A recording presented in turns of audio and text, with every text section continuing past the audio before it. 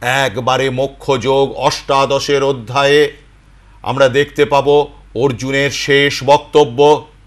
নষ্টমোহ স্মৃতির লব্ধা তৎপ্রসাদানময়াচ্যুত।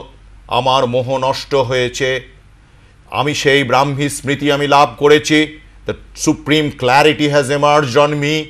কিন্তু এটা আমার যে নিজের চেষ্টার দ্বারা হয়েছে তা নয়, তোমার কৃপায়, তোমার প্রসন্নতায়, তৎপ্রসাদাৎ ময়া অচ্যুত, আমি লাভ করেছি তোমার কৃপার বলে। তাই স্থিতস্মি, আমি একটা পার্মানেন্ট স্টেবল পয়েজ পেয়েছি। করিষ্যে বচনং তব, তুমি যা বলেছ আমি তাই করব।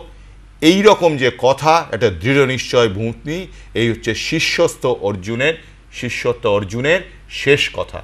তাই ব্রহ্মর্ষি সত্যদেব বলেছেন এন্টায়ার ভগবদ গীতা হচ্ছে শিষ্যত্ব অর্জুনের সাধনা। আর একবার কেউ যদি প্রকৃত রূপে শিষ্য হতে পারে তাহলে তার সাধনার সফলতা সুনিশ্চিত।